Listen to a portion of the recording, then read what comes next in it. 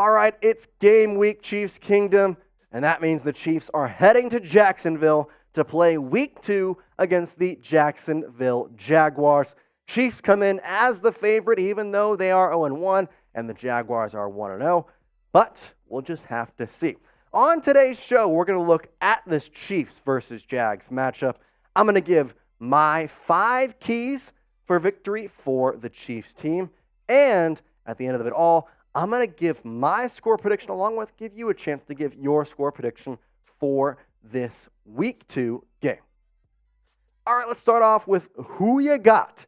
If you think Kansas City's going to win, then type KC.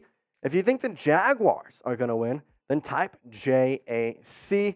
I'm taking KC all day. I know that game 1 was rough, but there's a good chance that you're going to have 2 key guys back on that team for this Sunday's matchup. All right, again, mention it. It's in Jacksonville, Kansas City. They're going to have to travel, go on the road out of Arrowhead. Now, Arrowhead didn't really work out well for them the first week, but the big thing I'm looking at is the receivers. But before we kind of dive into the, let's just say, identity of this game and what exactly I expect from it, let's kind of take a look at both of these teams separately.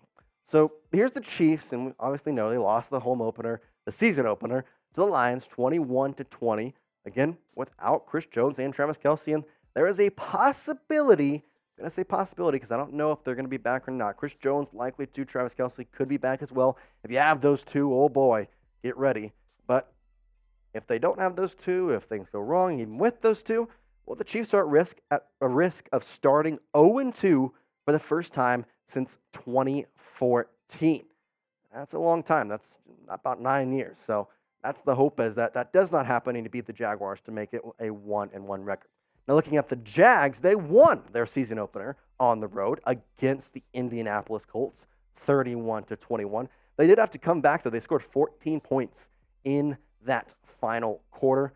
And then Calvin Ridley had 101 yards receiving in the game. That's pretty good. He made his return to the NFL after his suspension. Very known.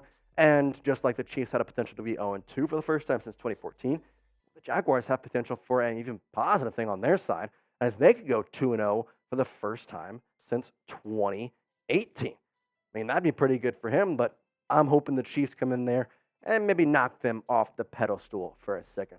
All right, make sure you're subscribed to the Chiefs Report because we're going to be going live for the Chiefs versus Jags. We're going to have a watch party, going to have a fun time. We'll have the scoreboard, we'll have play-by-play, have everything you want. And the best part, you get to watch the Chiefs game with some Chiefs fans. We're going to be interacting with the chat. We're going to be interacting with you. We're going to be interacting with pretty much all we can. We're going to have a fun time. So make sure you're subscribed and turn on notifications so you know exactly when we are going to go live, as you'll get an alert 30 minutes before we go live. And, make sure you join us for that watch party Sunday morning. All right, let's get into my keys to victory for the Chiefs this Sunday. And the first one, and I'm going to pause before I say this because I need some energy. Catch the ball. Catch the ball. That was such a big problem. Such a big problem. And you know why Kadarius Toney's head is on there? Well, it's because he was the big problem. He had 3 drops on Thursday. 3. One of them, literally, ball is right here, right in the hands. Boop, missed it. Misses it. Became an interception, a pick 6, and, well, we just talk about that, but he only had 1 reception for 1 yard. He dropped another pass that would have put the Chiefs into field goal range. So it was just a tough night for Toney. And this wide receiver depth chart, it's got talent.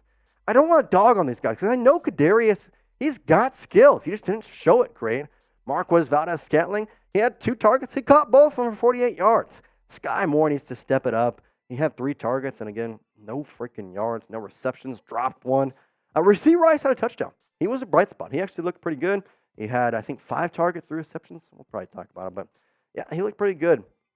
So out of the top 4, if you want to go deeper with Richie James, Justin Ross, or Justin Watson, which wide receiver, or maybe rather, which wide receiver do you expect to perform well against the Jaguars? Because I think it could be Kadarius Toney. I got to be honest. He took that to heart. He deleted his Twitter. I mean, we can talk.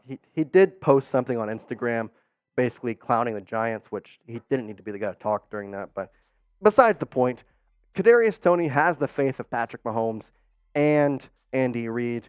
So I expect a bounce back game from him. But let me know in the comments below, which wide receiver do you expect to perform well against the Jaguars and their turnover prone defense? Their defense can really get the ball into their hands well. My second key to the game is to continue the defensive presence you had, even with Chris Jones on the field. I mean, I think he'll be good, but on the top of it, I think you got to just make sure he's there. Now, the offensive stats for the Lions, they're pretty decent. 368 yards, but they only scored twice on the defense. 14 points. The other 7 obviously coming from that interception on the pick 6.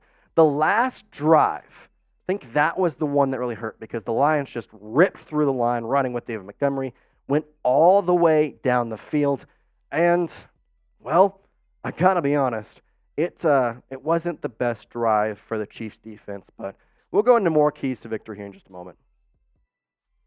Now, I'm super excited to welcome in a brand new sponsor to the Chiefs Report, and that is Game Time.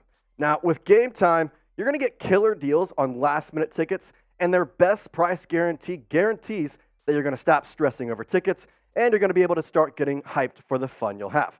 Now, buying tickets with Game Time is not stressful, and it's the fast and easy way to get everything you want from sports, music, comedy, and theater in your area. Now, the best thing about Game Time, well, there's flash deals, there's last-minute tickets, and on top of which you get images of the seats that you will be able to buy. Now, I am the new guy here at Chat Sports, and I'm still trying to explore the area, and I'm a big baseball guy. I want to go watch some baseball games. Well, with Game Time, that was super simple. Didn't have to plan ahead. I just went on the app, decided, I'll go to this game, clicked it, and within a couple clicks, I had my ticket, and it was sent directly to me. Did not have to go through my email. It was just an easy experience. And with our code ChiefsChat, you're going to be able to get $20 off your first purchase. That's $20 off your first purchase. Terms apply. Again, create an account and redeem the code ChiefsChat for $20 off. Download Game Time today for last-minute tickets, the lowest price guaranteed. All right, let's continue in my keys to victory for the Chiefs against the Jaguars, and that's to limit Calvin Ridley. Ridley, well, he welcomed himself back into the NFL very, very well. I mentioned it at the top of the show, but let's bring those stats right back up because they deserve to be talked about twice. 8 receptions, you get 101 yards along with a touchdown. Yeah, that's pretty nice considering it was his first NFL game in really a long time. And this is going to be the first season, well, it'll be the first season where he potentially could play the entire season in 2 years after being suspended last year. So, I mean, he looked really, really, really good. And you got to have this defense to limit him because he's going to be electric, and that's going to go on to the secondary and kind of containing him. Along with, you got to worry about Christian Kirk. He didn't have that great of a game against the Colts, but if you contain Ridley, well, not to say that you also got to make sure Christian Kirk is covered up. Now, I've talked a little bit about the defense, but the offense also has to perform because that was the big problem on Thursday. I really surprised I'm saying this because I never thought I would. But the offense was the problem Thursday night. You only scored 20 points, and you gave up 7 points on the pick 6. Again, Kadarius Toney, I think, is to blame for that one. I'm not giving that to Patrick Mahomes in any light. 316 yards for a Patrick Mahomes-led offense is average, and you don't really want average. You want above average every time you can possibly get. Again, the turnover did not help. And then I'm really expecting a bigger game from the running backs. 90 yards for 23 carries, not the greatest. I'm hoping that Isaiah Pacheco can get it going, and this offense is just able to light a fire in a way and basically get back to the Chiefs offense that we know, we love, and that I want to see on Sunday against the Jaguars. My fifth and final key to victory is to be the road warriors. Now, what do I mean by this? Well, you're going on your first road game, taking on the Jaguars, and you were pretty good last year in road games. 7-2 last year when you were outside of Arrowhead Stadium. So, continue that. Go and win the game on the road. Be the road warriors. Go take down the Jaguars. Be able to come out of there with the victory. Make sure that you go and you don't start out 0-2, but rather you start 1-1. You get yourself back up on your feet. And if Travis Kelce isn't there this week, well, then he'll be there for week 3. That's the hope. Again, Here's the top 5 keys to the game. Catch the ball. That's Kadarius Toney's. That's all Kadarius Toney. Catch the ball. Him and Sky Moore. Continue the defensive presence. So that means to make sure that, although Chris Jones should be a good addition, make sure you continue to play well. I mean, sometimes people at Game Thunder can throw off the vibe. Make sure you limit Calvin Ridley. Be wary of him.